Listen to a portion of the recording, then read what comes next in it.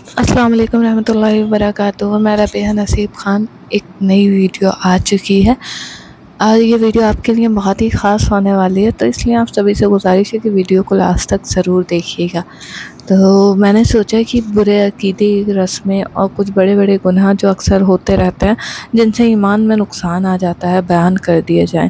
تاکہ لوگ ان سے بچتے رہیں۔ ان میں سے کچھ بالکل کفر اور شرک ہیں، اور کچھ کفر اور شرک کے قریب ہیں، اور بدعت اور گمراہی، اور کچھ صرف گناہ۔ مطلب یہ ہے کہ سب سے بچنا ضروری ہے۔ پھر جب ان چیزوں کا بیان ہو چکے گا تو اس کے بعد گناہوں سے جو دنیا کا نقصان اور اطاعت سے جو دنیا کا نفع ہوتا ہے، کچھ تھوڑا سا اس کا بیان کریں گے، کیونکہ دنیا کے نفع نقصان کو لوگ زیادہ خیال کرتے ہیں۔ شاید اسی خیال سے کچھ نیک کام کی توفیق اور گناہ سے پرہیز ہو۔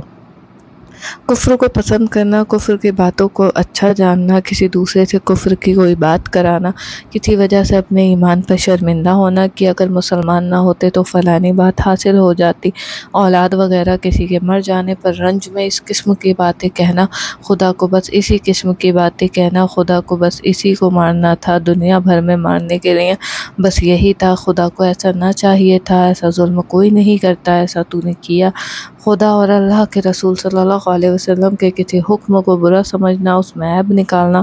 کسی نبی یا فرشتے کو حقیر سمجھنا، ان کو عیب لگانا، کسی بزرگ اور پیر کے ساتھ یہ عقیدہ رکھنا کہ ہمارے سب حال کو اس کو ہر وقت خبر رہتی ہے، نجومی پنڈت یا جس پر جن چڑھا ہو اس سے غیب کی خبریں پوچھنا یا فال کھلوانا،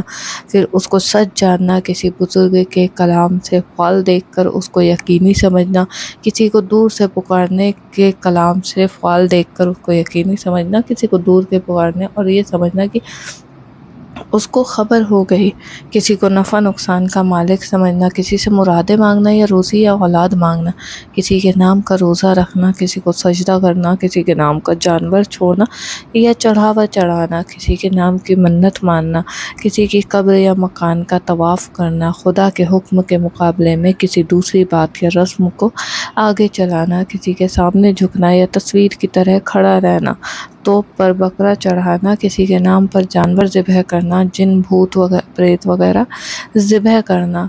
نہ بچے کے جینے کے لیے اس کے نار کا پوجنا، کسی کی دہائی دینا، کسی جگہ کے برابر ادب و عزت کرنا، کسی کے نام پر بچے کے کان ناک چھیدنا، بال اور بلاق پہنانا، کسی کے نام کا بازو پر پیسہ باندھنا یا گلے میں ناڑا ڈالنا، صحرا باندھنا، چوٹی رکھنا، بدھی پہنانا، فقیر بنانا، علی بخش، حسین بخش، عبد النبی وغیرہ نام رکھنا، کسی جانور پر کسی بزرگ کا نام لے کر اس کا ادب کرنا، دنیا کے کاروبار کے ستاروں کے اثر سے سمجھنا، اچھی بری تاریخ اور دن کا پوچھنا، شکل لینا، کسی مہینے یا تاریخ کو منحوس سمجھنا، کسی بزرگ کا نام وظیفے کے طور پر جپنا، یوں کہنا کہ خدا اور رسول صلی اللہ علیہ وسلم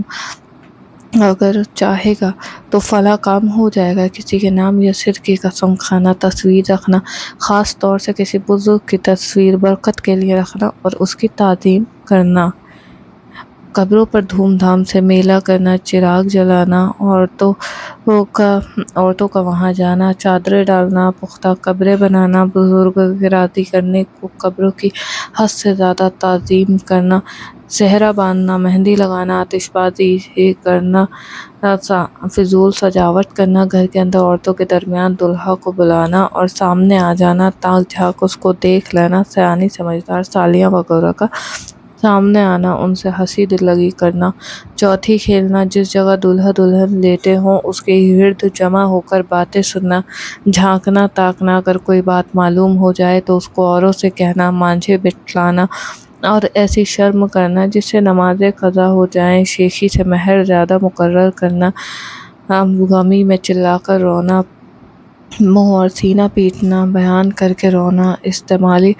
گھڑے توڑ ڈالنا، اس قسم کی اور بھی بہت سی باتیں ہیں، نمونے کے طور پر اتنی بیان کر دی گئی ہیں۔